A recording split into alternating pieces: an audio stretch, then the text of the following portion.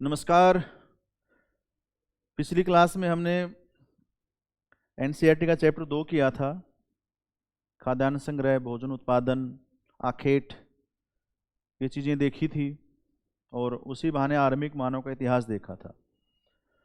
आज हम देखेंगे आरंभिक नगर, चैप्टर का नाम है, तीसरा चैप्टर है और उसमें हड़प्पा की कहानी बताई गई है। नगर मीन्स प्रथम नगरीय सभ्यता, और आप लोगों को पता होगा कि जो प्रथम नगरीय सभ्यता है, प्रथम नगरीय सभ्यता,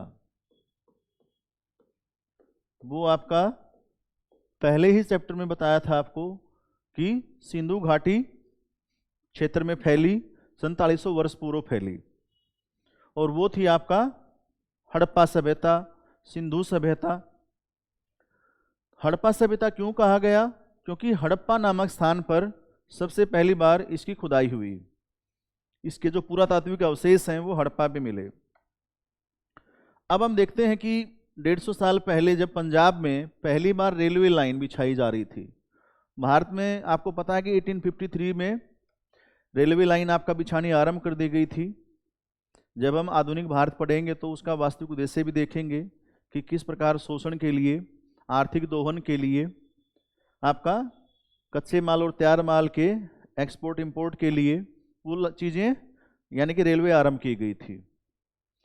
अब इसमें क्या हुआ कि जब ये लाइन बिछाई जा रही थी तो हड़प्पा जो पूरा स्थल है, उस पूरा स्थल में यानी कि आधुनिक पाकिस्तान में बहुत सारी अच्छी अच्छी ईंटें मिलने लगी। एक बड़ा खंडर मिला और उस खंडर में बहुत सारी ईंटें थी।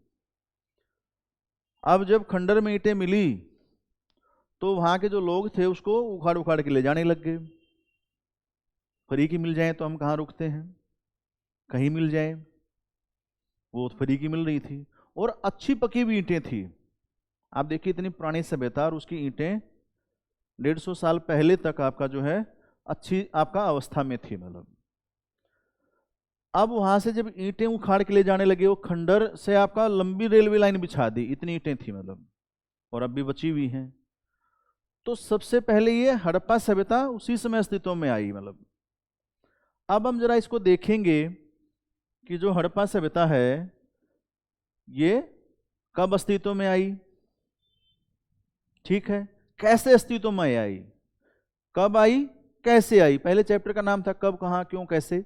अब मैं भी यही कह रहा हूं, कब अस्तित्व में आई, कैसे अस्तित्व में आई, कहाँ अस्तित्व में आई, किसने इसका पता लगाया। तो देखिए रेलिवेंट हैं चीजें, पहला चैप्टर यहां भी जोड़ रहा है। तो अब जरा हम देखें कि हड़प्पा सभ्यता अस्तित्व में कैसे आई। 1921 में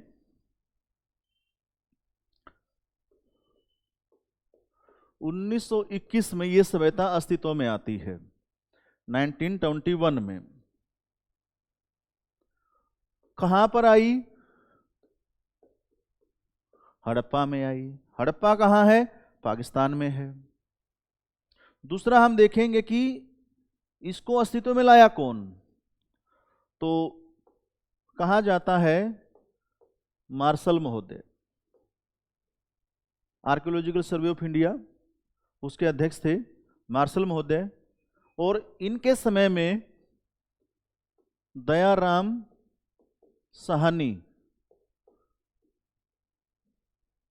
इसका पहली बार प्रमाण देते हैं 1921 में कि भाई हड़प्पा सभ्यता है, कोई प्राचीन सभ्यता थी और उस सभ्यता के अवशेष पहली बार ये प्रमाणित कर देते हैं। हड़प्पा नामक स्थान पर पहली बार पता चला तो उसका नाम हड़प्पा सभ्यता रख दिया गया। अब उससे पहले भी प्रयास किए गए थे, ऐसा नहीं कि उससे पहले प्रयास हुए नहीं। 1826 में चार्ल्स मेसन इन्होंने बताया था। इसी के साथ साथ 1853 में कनिंघम महोदय इन्होंने भी बताया था। कनिंघम कौन थे? आर्कियोलॉजिकल सर्वे ऑफ इंडिया के पहले डायरेक्टर। और 1861 में कैनिंग के समय आपका आर्कियोलॉजिकल सर्वेयर थे ये मतलब। और लॉर्ड मेयो के टाइम पे 1870 में ये उसके अध्यक्ष बन गए, किसके?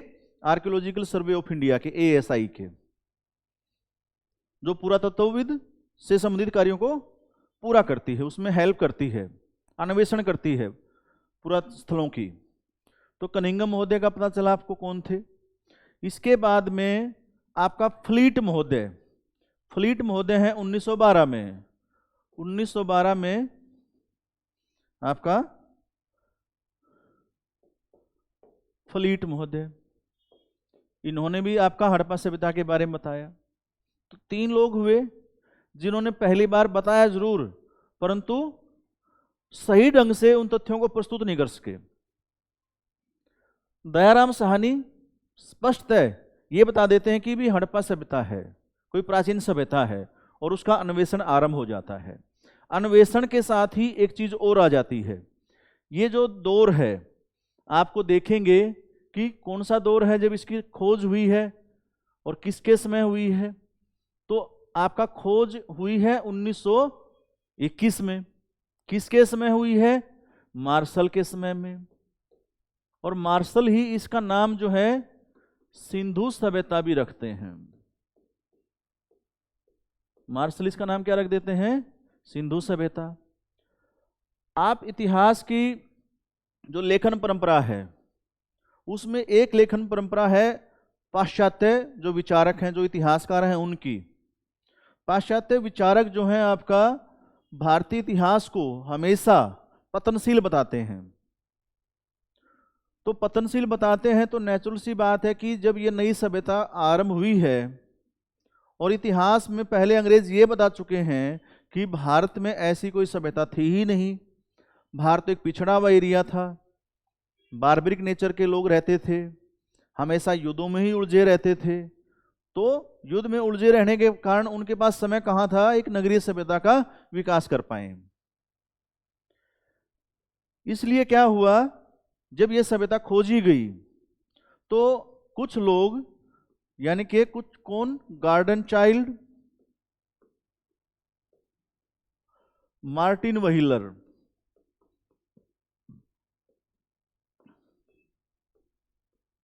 ये पाश्चात्य विचारक हैं, पाश्चात्य इतिहासकार हैं। वो उसी थ्योरी पर चलते हुए कहते हैं कि ये जो सभ्यता है ये सुमेरियन सभ्यता के कारण विकसित हुई है, उसका एक उपनिवेश था और सारी चीजें हमने वहां से उधार ली हैं, इनकी अपनी कुछ भी नहीं है। और इस संदर्भ में वो कुछ तथ्य प्रस्तुत करते हैं। पहला तथ्य कहते हैं कि दोनों सभ्यताएं, सबसे पहली तो सिमिलरिटीज क्या है, नगरीय हैं, पहली सिमिलरिटीज देते हैं। दूसरा, दोनों सभ्यताओं के जो मकान हैं, मकान जो है कैसे बने हुए हैं, कच्ची और पक्की ईंटों से। दूसरा क्या काम कहते हैं कि जो सैनिटाइजेशन है, जो नाले हैं, भवन हैं, यानी कि सड़कें, सैनिटाइजेशन में हम कहेंगे जो नाले हैं, नालियां हैं, वो भी आपका किस जैसी हैं, मेसोपोटामिया की जो सुमेरियन सभ्यता है उसके जैसी है। इवन की जो चौक का प्रयोग होता है जिससे बर्तन आप बनाते हैं, मृदभांड बनाते हैं, वो भी दोनों का एक जैसा है। इसके अलावा ये तक कहते हैं कि जो लिपि है वो भी आपका दोनों जगह पाई गई है। तो दोनों जगह नगरीय सभ्यता है, मकान है, कच्ची पक्की ईंटों के हैं, सड़कें हैं, नाले हैं, चाक का प्रयोग है बर्तन बनाने के लिए, और लिपि का भी प्रयोग है। भाई ये चीजों के आधार पर वो कहते हैं कि भारतीय जो सभ्यता विकसित हुई थी, हड़प्पा सभ्यता, वो उसके उपनिवेश का परिणाम है। तुम तो गुलाम ही रहे हो, तुम्हारे पास अपना कुछ नहीं है, सब उधार का है। परंतु आप अगर एक चीज देखें, अगर नगरीय सभ्यता दोनों जगह है तो क्या इसका मतलब यही हुआ कि हमने नगर वहां से उधार लिए हैं, उनके उपनिवेशीकरण का परिणाम है? बिल्कुल भी नहीं है। भारतीय नगर सुमेरियन नगरों के मुकाबले ज्यादा वेल ऑर्गेनाइज्ड हैं, ज्यादा सुव्यवस्थित हैं। और आज भी आप देखेंगे उसी व्यवस्था के आधार पर जब हड़प्पा सभ्यता का पता चला तो हमने आज उन्हीं नगरों के आधार पर चंडीगढ़ जैसे नगर बसाए। चंडीगढ़ नगर का जो मैप है वो हड़प्पा सभ्यता से प्रेरित है। तो आपके नगरीय व्यवस्था ज्यादा सुव्यवस्थित है। मकान जो है आपका यहां भी है वहां भी है, परंतु मकानों में जो भवनें हैं, जो भवन है, स्नानागार है या अन्नागार है, बड़े बड़े जो विस्तृत भवन हैं, वो यहाँ ज़्यादा व्यवस्थित तरीके से हैं। सड़कें, नाले, साफ सफाई व्यवस्था हमारे यहाँ उत्तम स्तर की है। बर्तनों में दोनों के बर्तन अगर चौक से बनते हैं तो एक बात जरा बताइए, तो सेम बर्तन होने चाहिए, जबकि हमारे बर्तनों में और उनके बर्तनों में भिन्नता है। लिपि में आप देखेंगे वुस्ट्रोफिडोन शैली है। कौन सी है?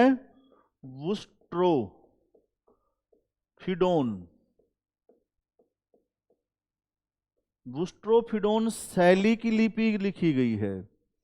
ये वुस्ट्रोफिडोन शैली क्या होती है? अगर आप देखेंगे, अगर पहली लाइन यहां से स्टार्ट हो रही है तो ये इस तरफ से स्टार्ट होगी पहली लाइन, तो दूसरी लाइन यहां से स्टार्ट होगी, तीसरी लाइन यहां से स्टार्ट होगी। तो ये वुस्ट्रोफिडोन शैली होती है।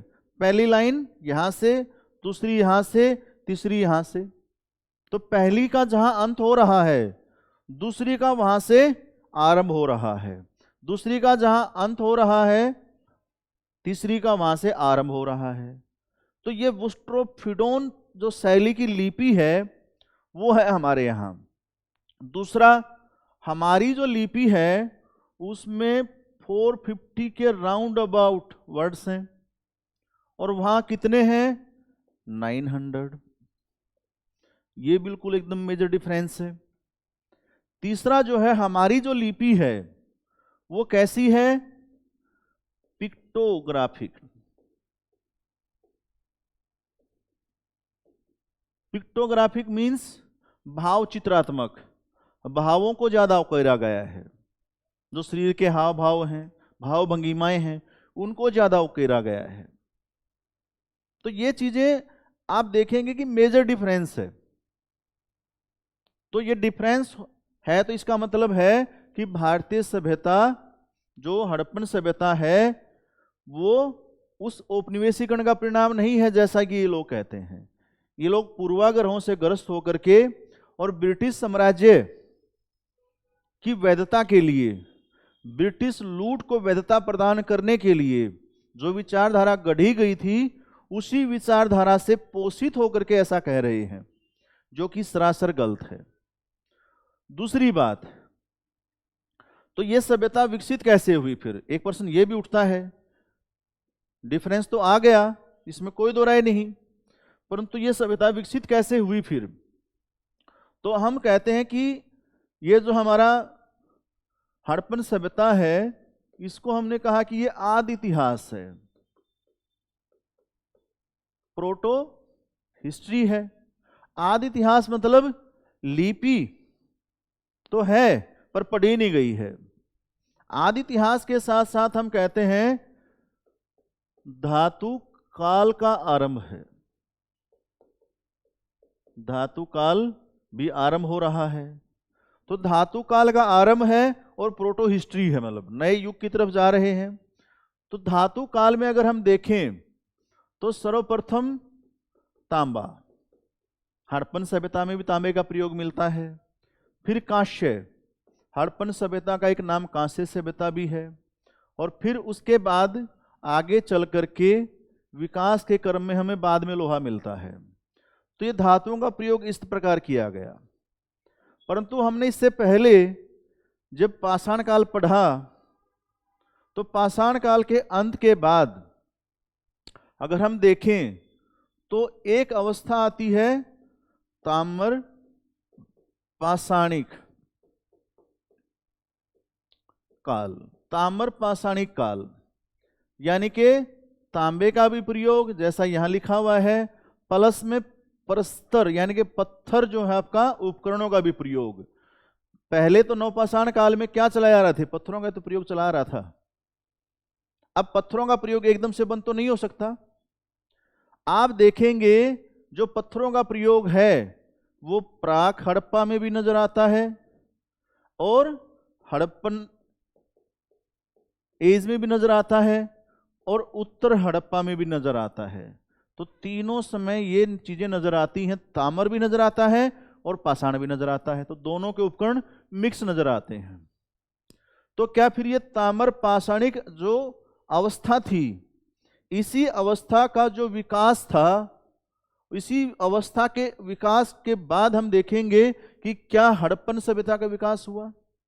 जैसे हमने कहा मध्य पाषाण फिर नवपाषाण, वो विकास क्रम के आधार पर हमने उनको रखा है, वो तकनीकी विकास के आधार पर रखा है। तो यहां पर भी ऐसा ही होगा कि जो ताम्र पाषाणिक अवस्था आई है, तांबा प्लस किस चीज का, पाषाण, उन उपकरणों के बाद तांबा आया, धातु का प्रयोग सीखा, नई नई चीजें आई और उसी विकास क्रम को हम देखते हैं हड़प्पन क्रम में आया पहला काम, यानी कि तांबा और पाषाण साथ चल रहे हैं। अब देखेंगे कि कुछ एग्जाम्पल लेकर के देखेंगे। तो सिंध, सबसे पहला हम देखते हैं सिंध में कोट दीजी, आमरी,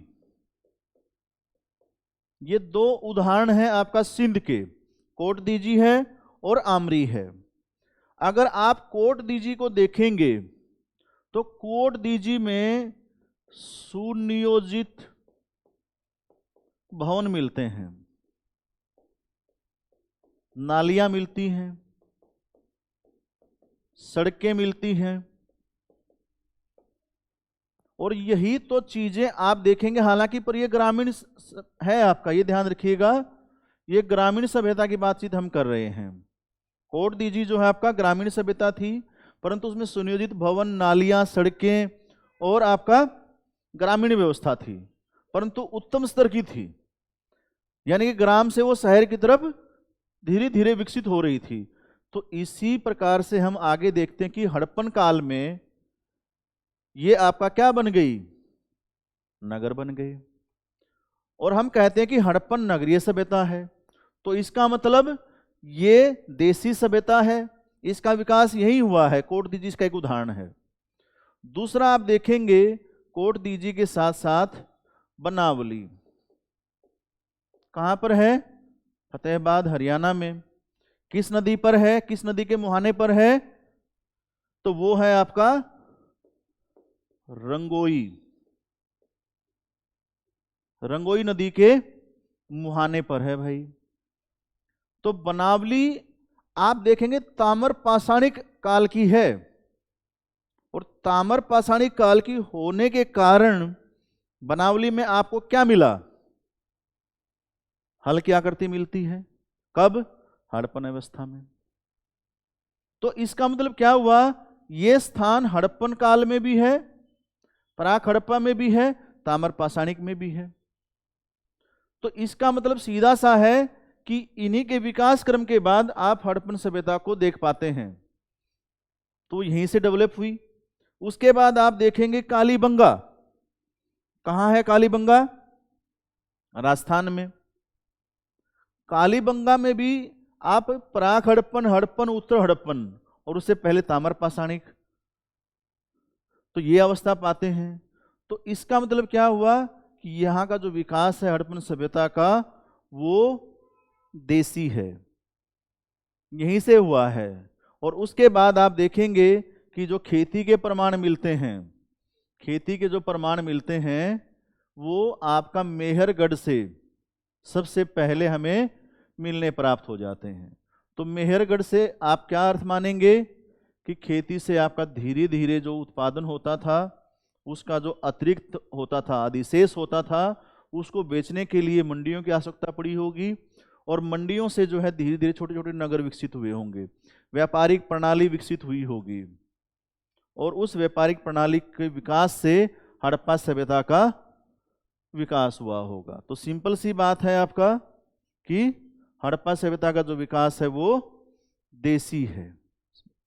क्लियर हुआ, यहां तक कोई दिक्कत तो नहीं है। चलिए अब हम थोड़ा सा आगे देखते हैं। हड़प्पन सभ्यता, आप देखेंगे इसका विस्तार, तो विस्तार अगर वर्ग किलोमीटर में देखें 13 लाख वर्ग किलोमीटर,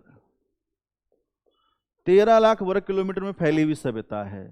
उत्तर दक्षिण पूर्व पश्चिम में कौन से किनारे हैं? उत्तर में जाएंगे तो मांडा, J&K में चेनाब नदी पर, दक्षिण में जाएंगे दायमाबाद, दायमाबाद कहाँ है? परवरा नदी पर। पूर्व में जाएंगे आलमगीरपुर, कहाँ है? हिंडन नदी पर। आलमगीरपुर कहाँ है आपका? उत्तराखंड में, सर्वेंट ऑफ इंडिया सोसाइटी द्वारा खोजा गया स्थल। और पश्चिम में जाएंगे तो बलूचिस्तान, ये कौन सी जगह है बलूचिस्तान में? सुतकांगेडोर।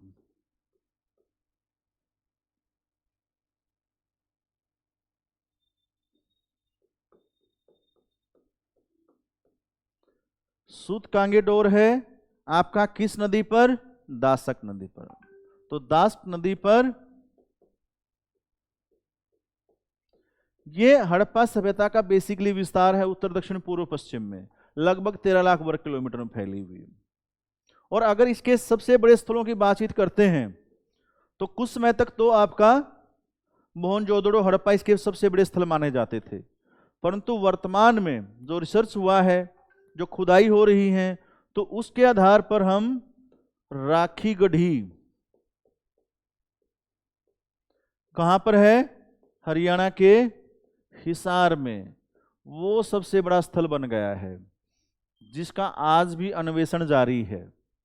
और वहीं पर हरियाणा सरकार ने अन्वेषण से प्राप्त जो श्यामगिरियां मिली हैं उनके लिए आपका एक वहां पर क्या खोला है? संग्रहालय खोल दिया, म्यूजियम खोल दिया, ताकि इतिहास के विद्यार्थी, आम जनता वहां जाकर के देखे कि हमारी सभ्यता कैसी थी, हम कैसे विकसित हुए हैं। और आपको जाकर के देखना चाहिए, तब समझ में आएगा कि हड़प्पा सभ्यता कैसी थी। तो राखीगढ़ी मतलब वर्तमान में सबसे बड़ा जो स्थल है वो है राखीगढ़ी। क्लियर? अब आप देखेंगे कि जो हड़प्पा सभ्यता है, हमारा जो चैप्टर था उसको मतलब, अब उस चैप्टर में जब आप देखेंगे तो पहले मैंने बताया हड़प्पा के बारे में, आर्मिक नगर है हड़प्पा की कहानी, कैसे उसका पता चला, कैसे उसको ढूंढा गया। अभी मैंने बताया था कि ये कब थी सभ्यता? 4700 साल पहले। कहाँ थी? सिंधु नदी की घाटी में। तो प्रथम नगरीकरण कहाँ हुआ? प्रश्न आ जाए तो सिंधु नदी घाटी में, सिंधु नदी घाटी के क्षेत्र में। और द्वितीय नगरीकरण कहाँ हुआ? प्रश्न आए तो गंगा घाटी के क्षेत्र में। पहले ही चैप्टर में पता चल गया था आप लोगों को। अब हम थोड़ा सा आगे चलेंगे। इन नगरों की विशेषता क्या थी? सबसे इंपॉर्टेंट चीज है आप लोगों के लिए कि ये जो नगर थे इनकी विशेषता क्या थी भाई? सबसे पहले था इन नगरों को 2 हिस्सों में विभाजित किया जाता था। पश्चिमी भाग छोटा था लेकिन ऊंचाई पर बना था, और पूर्वी हिस्सा बड़ा था लेकिन यह निचले इलाके में था। तो आप 2 भाग देखिए, ये पूर्व हुआ, ये पश्चिम हुआ। तो ये पश्चिम, ये पूर्व, तो पूर्व बड़ा है और पश्चिम छोटा है, लेकिन यह निचले इलाके में था। ऊंचाई वाले भाग को पुरातत्वविदों ने नगर दुर्ग कहा है।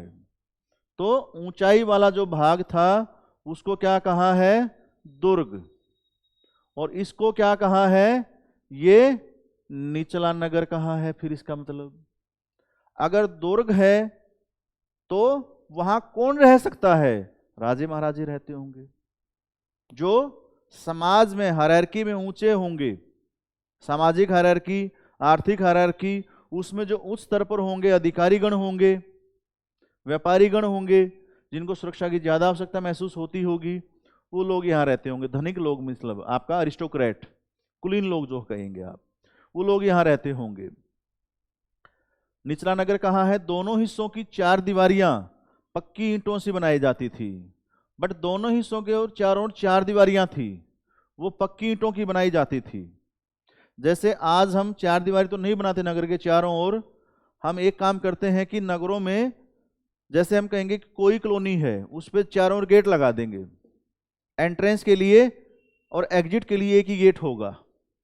या हम कह सकते हैं चीन की दीवार, तो चीन की दीवार भी आपका कैसे थी कि दुश्मन की से सुरक्षा के लिए बनाई गई थी, तो यहां भी शायद दुश्मन से सुरक्षा के लिए बनाई गई हो।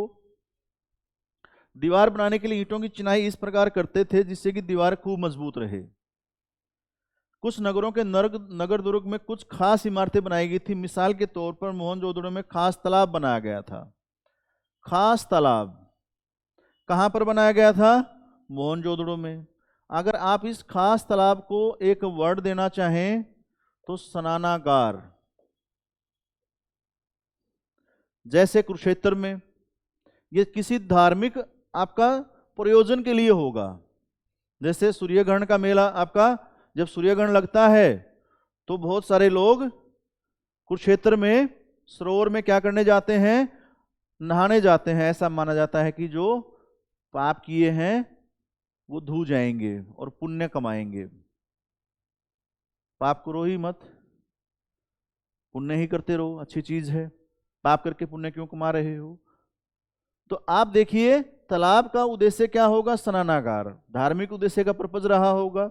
या फिर यह भी हो सकता है कि नगर में पानी की सप्लाई, जैसे आज हम कह देते हैं कि भाई आपका गवर्नमेंट क्या करती है, राज्य सरकारें पानी की सप्लाई नगरों में करती हैं, पर पानी कहीं स्टोर कर देती हैं टंकी वगैरह में, बड़ी बड़ी टंकियों में, तो वहां से पानी सप्लाई होता है। तो इसका पर्पज पानी सप्लाई भी रहा हो, जिसे पुरातत्वविदों ने महान स्नानागार कहा है। इस तालाब को बनाने में ईंट और प्लास्टर का इस्तेमाल किया जाता था। पानी का रिसाव ना हो, प्लास्टर के ऊपर चारकोल की पर चढ़ा दी जाती थी। चारकोल लगा दोगे तो रिसाव नहीं होगा। तो खास ध्यान रखा जाता था कि पानी बर्बाद ना हो। हमारी तरह नहीं कि गाड़ी धोने के लिए रोज पानी की बहुत सारी बर्बादी कर दे। मतलब दूसरा क्या था? पानी है उसके अंदर, उसके बाद उसे निकाला भी जाता था। उपयोग किया, उसको खाली कर दिया। पता था कि भाई बीमारियां फैल सकती हैं। शायद यहां विशिष्ट नागरिक विशेष अवसरों पर स्नान किया करते थे। तो एक उद्देश्य इसका धार्मिक रहा होगा, अभी आपको मैंने क्लियर किया। दूसरा है कालीबंगा और लोथल जैसे अन्य नगरों में अग्निकुंड मिले हैं। कहां मिले हैं? कालीबंगा राजस्थान और लोथल गुजरात। तो लोथल में आपको अग्निकुंड के साक्ष्य मिलते हैं। दो जगह ध्यान रखिएगा। अग्निकुंड का पर्पज क्या रहा होगा? धार्मिक उद्देश्य। और अग्निकुंड जब बनाए जाते हैं तो वो ज्यामितीय विधि के आधार पर बनाए जाते हैं, 16 सूत्र के आधार पर बनाए जाते हैं। तो 16 सूत्र के आधार पर बनाए जाएंगे, मैथमेटिशियन का प्रयोग किया जाएगा। इसका मतलब ये मैथ भी जानते होंगे और धार्मिक पर्पज भी रहा होगा। यज्ञ वगैरह होते होंगे अगर अग्निकुंड है तो। और दूसरी बात ये भी है, एक तो अग्निकुंड मिले हैं और कई जगह जैसे आपका योगी की, पुजारी की मूर्तियां भी मिली हैं। तो शायद ये भी रहा होगा, इनकी जो सत्ता है उसके केंद्र में धर्म रहा होगा। परंतु धर्म का जो दृष्टिकोण है वो पाखंड नहीं था सॉरी, वो आपका उपयोगितावादी रहा होगा, व्यापारिक दृष्टिकोण रहा होगा, सभ्यता को भौतिक विकास की तरफ ले जाना रहा होगा। ऐसा नहीं कि काम क्रोध मोह माया को छोड़ दो। जहां संभवतः यज्ञ किए जाते थे, तो यज्ञ करने का मतलब धार्मिक दृष्टिकोण, जिसको स्वामी दयानंद सरस्वती भी कहते हैं कि वेदों की ओर लौटो, और यज्ञ की महत्ता को स्थापित करते हैं। हड़प्पा, मोहनजोदड़ो और लोथल जैसे कुछ नगरों में बड़े बड़े भंडार गृह मिले हैं। भंडार गृह मिलने का मतलब क्या है कि वहां पर जो अन्न होता होगा उसको स्टॉक करके रखते होंगे। जैसे आज के समय हमारे यहाँ पर यह काम कौन करता है? Food corporation of India, government of India की एक एजेंसी है एफसीआई, वो स्टॉक कर लेती है अनाज को। क्यों? ताकि मुसीबत के समय उस बफर स्टॉक का प्रयोग किया जा सके। और जो जरूरतमंद हैं जिसमें हमने कहा गया कि डीपीएसपी में कि सरकार का काम जन कल्याण का है, उस जन कल्याण के लिए आपको क्या किया जा सके, यहां से अन्न निकाल करके गरीबों को अन्न का वितरण किया जा सके। जैसे वर्तमान सरकार कर रही है कि भाई आपका 5 किलो अन्न देंगे, हालांकि एक तरफ कहती है कि मुफ्त की रेडियां मत बांटो और दूसरी तरफ मुफ्त की रेडियां भी बांट रही है। अच्छी चीज है कि जो अपना जन है उसकी मूलभूत आवश्यकताओं की पूर्ति कर रही है, परंतु उसमें बिजली भी आती है, बिजली का विरोध कर देती है, अन्न का विरोध नहीं करती। तो दोनों चीजें चलनी चाहिए। अन्न जल ये चीजें हमारी बेसिक हैं। तो आपका एफसीआई जैसा संस्थान रहा होगा। नोट, ये नगर आधुनिक पाकिस्तान के पंजाब और सिंध प्रांत, भारत के गुजरात, राजस्थान, हरियाणा और पंजाब प्रांतों में मिले हैं। तो यानी कि ये सभ्यता कहाँ फैली हुई होगी? पाकिस्तान में, भारत में। भारत के किन किन राज्यों में मुख्य रूप से सर्वाधिक स्थल अगर कोई पूछे आपसे तो गुजरात में मिले हैं। तो राजस्थान में फैली थी, हरियाणा में भी, पंजाब में भी, जैसे रोपड़ पंजाब में है आपका। आज़ादी के बाद पहला स्थान था जिसकी पुरातात्विक सामग्रियों की खुदाई आरंभ हुई, तो रोपड़ था वो पंजाब का। तो इन क्षेत्रों में फैली हुई होगी। अब जो आपका हम कहेंगे इन सभी स्थलों से पुरातत्वविदों को अनोखी वस्तुएं मिली, जैसे मिट्टी के लाल बर्तन जिन पर काले रंग के चित्र बने थे। यानी कि आपको ये मृद भांड की जानकारी दे रहे हैं, और मृद भांड के साथ साथ उस समय का जो रसायन विज्ञान था जिससे हमें रंगों की जानकारी मिलती है, और उस समय के जो बर्तन बनाने की तकनीक थी, यानी कि जो चौक था जिस चाक पर कुम्हार बर्तन बनाता है, उसकी जानकारी मिलती है। पत्थर के बाट यानी कि माप तोल की प्रणाली की जानकारी भी मिलती है। और मोहरें, मोहरें शायद लेन देन में काम आती होंगी, अंतर्राष्ट्रीय व्यापार में काम आती होंगी। मनके, जैसे चंद हुदड़ों से मन का उद्योग मिला है, राखी गढ़ी से मन का उद्योग मिला है, तांबे के उपकरण और पत्थर के लंबे ब्लेड आदि मिले हैं। इन लंबे ब्लेडों से वनों की कटाई करते होंगे, या जो जीव जंतु हैं उनसे शिकार करते होंगे और अपनी सुरक्षा भी करते होंगे। तो उपकरण मिले हैं आपका।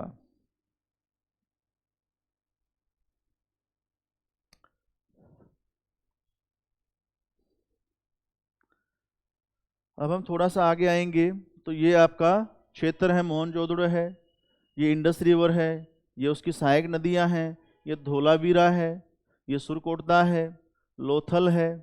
तो ये स्थान है आपका हड़प्पा सभ्यता का। थोड़ा सा विस्तार दिखाया गया है कि ये सभ्यता कहाँ कहाँ फैली हुई थी। ये विस्तार हमें जो है आपका पंजाब है, हरियाणा है, राजस्थान है, गुजरात है, और आपका जो पाकिस्तान है, उन क्षेत्रों में इसका विस्तार दिखाया गया। मतलब मुख्य रूप से ये महाराष्ट्र तक आप नजर आ रही है, और मैंने बताया था कि दक्षिणी सिरा दायमाबाद में है। तो ये उसका विस्तार है, उत्तर, दक्षिण, पूर्व, पश्चिम। तो शायद ये जो आपका पूर्व, उत्तराखंड, बलूचिस्तान, जम्मू कश्मीर का मांडा और दायमाबाद, ये 4 स्थान आपका उत्तर, दक्षिण, पूर्व, पश्चिम इसका निर्धारण करते हैं। अब है आपका भवन, नाले और सड़कें।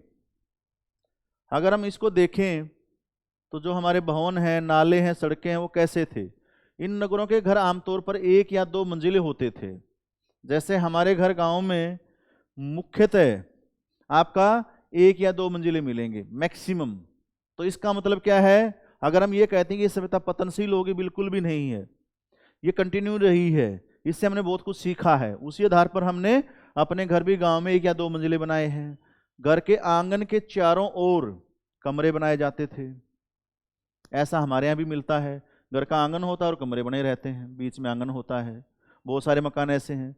अधिकांश घरों में एक अलग स्नानागार होता था, और कुछ घरों में कुएं भी होते थे। आप देखिए कि हमारे गांव में सामूहिक कुआं होता है, प्रत्येक घर में तो नहीं होते, सामूहिक कुएं जरूर होते हैं।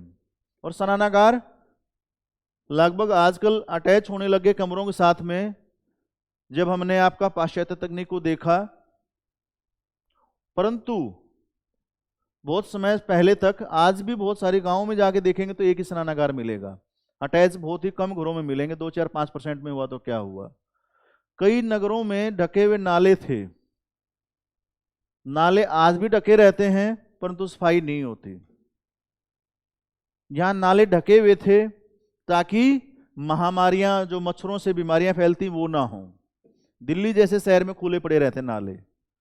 तो कमाल की बात देखिए, आज तक भी हम सफाई के प्रति इतने अवेयर नहीं हुए हैं जितने ये लोग अवेयर थे। इन्हें सावधानी से सीधी लाइन में बनाया जाता था। हर नाली में हल्की ढलान होती थी। ढलान क्यों? ताकि पानी आगे की तरफ चला जाए।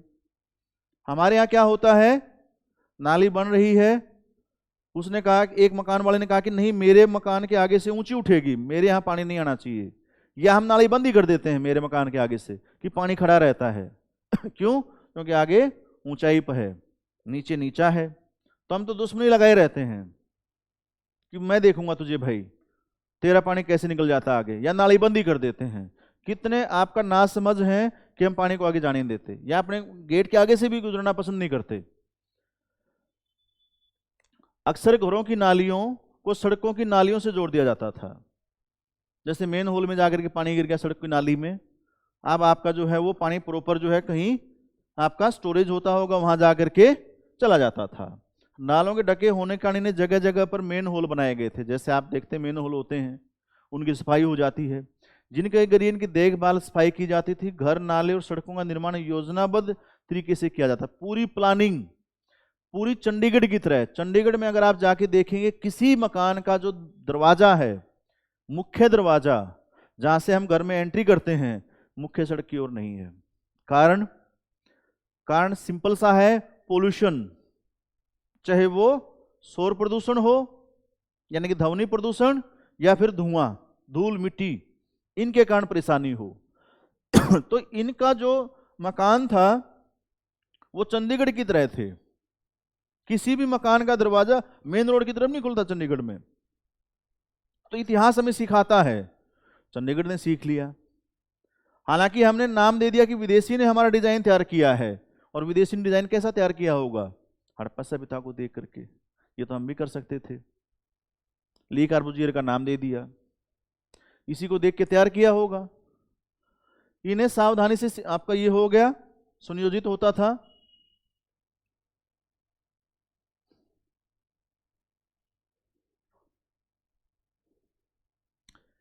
अब डिफरेंस मैंने शुरू में ही बताया था कि भाई जो डिफरेंस था हड़प्पा सभ्यता में और सुमेरियन सभ्यता में, वो सुनियोजन का बहुत बड़ा डिफरेंस था। हमारे जो नगर होते थे वो पूरी तरह सुनियोजित होते थे, और उतना सुनियोजन आपका सुमेरियन सभ्यता में नजर नहीं आएगा। यहाँ पर ऐसे लोग रहते होंगे जो नगर की खास इमारतें बनाने की योजना में जुटे रहते थे। कहाँ पर? नगरीय जीवन। तो नगरीय जीवन कैसा होता था आज का देखिए और वो पढ़ लीजिए, डिफरेंस नजर आ जाएगा कि कितनी सिमिलरिटीज हैं।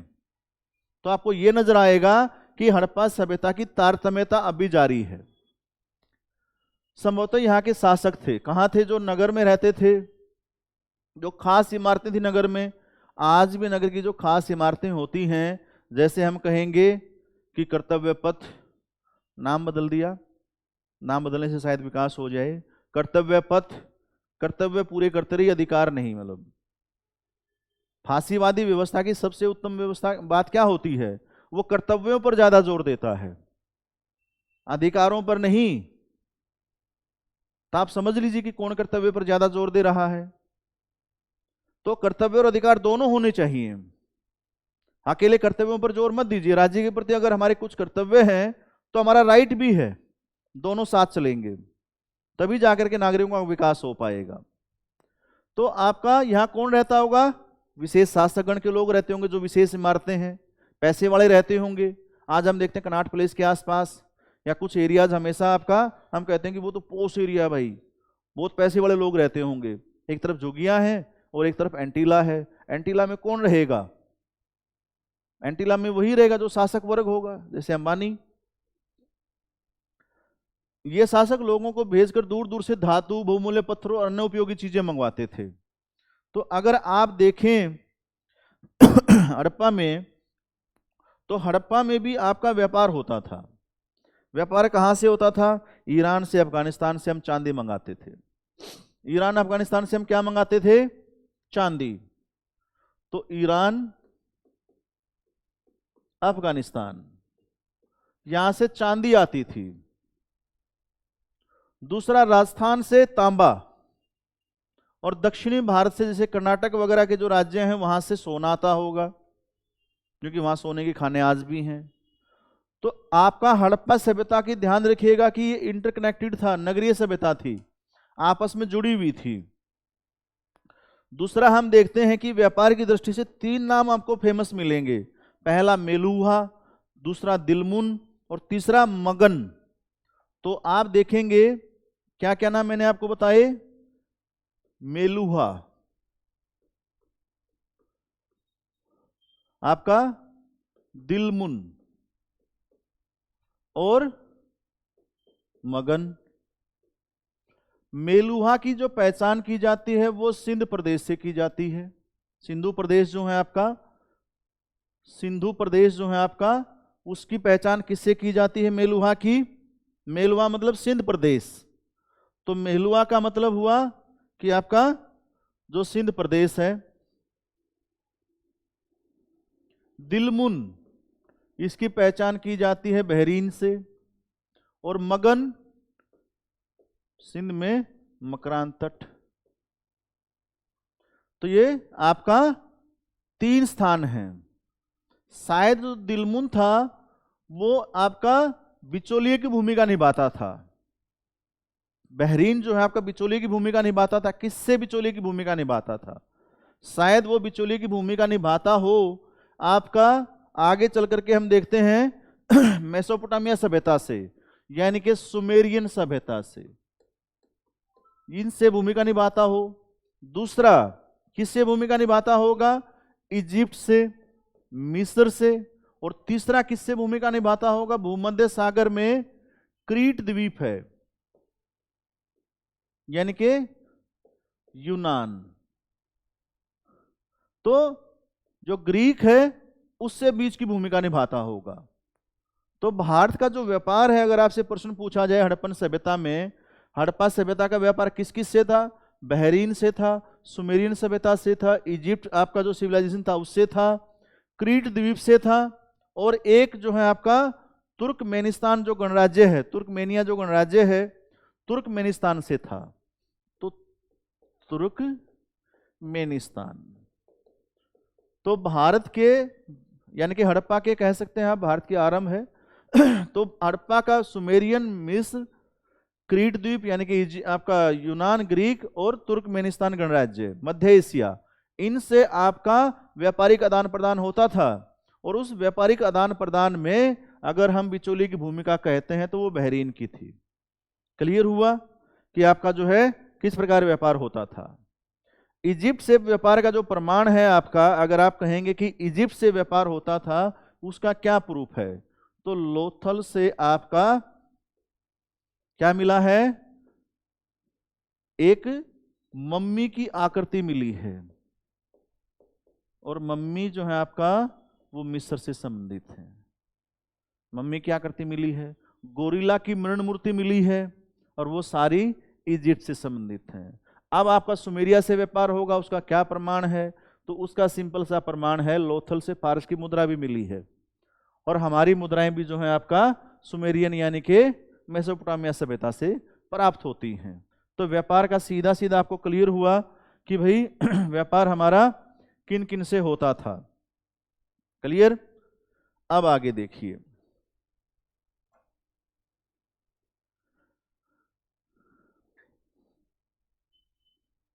तो व्यापार का हो गया आपको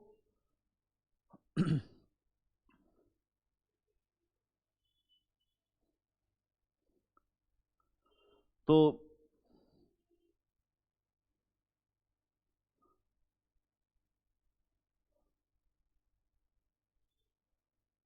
बहुमूल्य पत्थर, धातु, अन्य उपयोगी चीजें मंगवाते थे। शायद शासक लोग खूबसूरत मनकों तथा सोने चांदी से बने आभूषणों जैसी कीमती चीजों को अपने पास रखते थे। तो मन का जो उद्योग है आपका, मैंने पहले बताया था कि वो चंद हुदड़ों से मिला है, राखी गढ़ी से भी मन का उद्योग मिला है, तथा सोने चांदी से बने आभूषणों जैसी कीमती चीजों को अपने पास रखते होंगे। कुणाल से चांदी का मुकुट मिला है, और सोना जो है आपका कहाँ से मिला है? राखी गढ़ी से।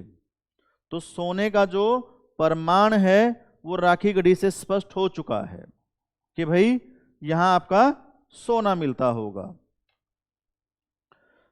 क्लियर हुआ? लोथल से भी सोने का हार मिला है, तो सोने का प्रमाण आपको मिल गया, राखी गढ़ी भी है, लोथल भी है। तो दो जगह से चांदी का प्रमाण मिला आपको कि हरियाणा से कुणाल से मिला है चांदी का मुकुट। इन नगरों में लिपिक भी होते थे जो मोहरों पर तो लिखते ही थे और शायद अन्य चीजों पर भी लिखते होंगे जो बच नहीं पाई हैं। तो जो आपका मोहर है उनके ऊपर लिपि लिखी गई है, और वो सर्वाधिक जो मोहरें हैं जो लिपि लिखी हुई हैं वो कहां से मिली हैं? वो आपका हड़प्पा से मिली है। क्लियर हुआ? अब बात ये आती है कि नगरीय जो जीवन था उसमें हमने देखा व्यापारी भी है। व्यापारी मतलब आप एक सिंपल सी बात कह सकते हो कि वो वर्ण व्यवस्था में वैश्य वो हो सकता है। दूसरा, इन नगरों में जो श्रमिक होते होंगे वो भी हैं। श्रमिक को हम शायद एक चीज कह सकते हैं कि वो शूद्र वर्ग में होंगे। शासक हैं तो शासक जो है आपका क्षत्रिय वर्ग में होंगे। और हमें धार्मिक प्रतीकों की जानकारी मिलती है, यज्ञ की जानकारी मिलती है, तो उसको परफॉर्म करने वाला, उसको पूरा करने वाला वो कौन होगा? वो आपका ब्रह्म से उत्पन्न हुआ, ईश्वर के मुख से उत्पन्न हुआ ब्राह्मण। अगर हम वर्ण व्यवस्था की बातचीत करते हैं, हालांकि ये कर्म के आधार पर है, जन्म के आधार की तरह नहीं है कि जो वैदिक काल में वो जन्म आधार ले लेती है, कर्म के आधार पर है। वैश्य एक वर्ण हुआ, ब्राह्मण, क्षत्रिय, वैश्य और शूद्र, तो ये सारे वर्ण हमें कहां नजर आते हैं? हड़प्पा काल में आते हैं। और इसका प्रमाण हमें दूसरा और मिलता है कि हड़प्पा काल में हमें श्रमिकों के आवास नजर आते हैं। और दूसरा प्रमाण हमें मिलता है कि नगर दो भागों में है, पश्चिम और पूर्व। एक नगर दुर्ग है और एक आपका आवासीय क्षेत्र है। तो दुर्ग किसके लिए होते होंगे? शासकों के लिए, व्यापारियों के लिए, और शायद शासक ज्यादा रहते हों वहां पर। हम लिपि पढ़ नहीं पाए इसलिए हम कह रहे हैं शायद होते होंगे। लिपि पढ़ लेते तो हमें और क्लियर हो जाता। तो ये वर्ण व्यवस्था भी हमें हड़प्पा सभ्यता में नजर आती है। अब हम दूसरा देखेंगे, मोहनजोदड़ो की एक सड़क और उसमें बना नाला, एक कुआं, हड़प्पा की एक मोहर। इस मोहर की ऊपर के चिन्ह एक खास लिपि में है। उप महाद्वीप में पाए गए लेखन का यह प्राचीनतम उदाहरण है। तो उप महाद्वीप में लेखन का प्राचीनतम उदाहरण आपको कहाँ मिलता है? हड़प्पा में। अभी मैंने कहा था लिपि जिसके ऊपर लिखी हुई, किसके ऊपर? मोहरों पर। तो सर्वाधिक मोहरें कहाँ पाई गई हैं? हड़प्पा में। सबसे प्राचीन लिपि का जो प्रमाण है वो मोहर पर, वो कहाँ पाया गया? हड़प्पा में। विद्वानों ने इसे पढ़ने की कोशिश की है, परंतु कोई जेम्स प्रिंसेप नहीं आया कि ब्राह्मी लिपि की तरह इसको पढ़ लेता। अगर पढ़ी जाती तो बहुत सारी नई नई चीजें आपका, ये हड़प्पा सभ्यता की नगर योजना है, ये आपका पशु पक्षी हैं जो हमें नजर आते हैं, ये कुछ लिपियां हैं जो लिखी हुई हैं। तो ये आपका जो है आपका हम हड़प्पा सभ्यता पढ़ रहे हैं। अब उसमें अब अगली जो क्लास होगी उसमें हम करेंगे नगर और नए शिल्प। नगर हैं, नए शिल्प हैं। दूसरा, प्रमुख जो शहर हैं या स्थान कह लीजिए, प्रमुख जो नगर कह लीजिए, प्रमुख नगरें, जो नगर हैं जिनकी खुदाई हुई है, वहां से क्या क्या मिला है और वो किस ओर इशारा कर रहा है। जैसे मोहनजोदड़ो है, हड़प्पा है, राखीगढ़ी है, चुनहुदड़ो है, कालीबंगा है, लोथल है, सुरकोटदा है, रंगपुर है, रोजदी है। तो ये धोलावीरा है, यहाँ क्या क्या मिला है एक वो देखेंगे। फिर ये आपका नगर और नए शिल्प देखेंगे। उसके साथ साथ आपको देखेंगे हम कि किस प्रकार कच्चे माल की खोज होती थी वो देखेंगे। और इसके साथ हम देखेंगे आपका इसका समाज, इसकी राजनीति, इसकी अर्थव्यवस्था कैसे आपका संचालित होती थी। और सबसे अंत में देखेंगे कि क्या हड़प्पा सभ्यता का पतन हो गया और हुआ तो कैसे हुआ, और उसका जो उत्तरजीविता है यानी कि वो लगातार जारी है, वो किस रूप में है हमें वो नजर आती है। ठीक है, तो नेक्स्ट क्लास में पढ़ेंगे, नहीं तो ये लंबा हो जाएगा। Thank you very much.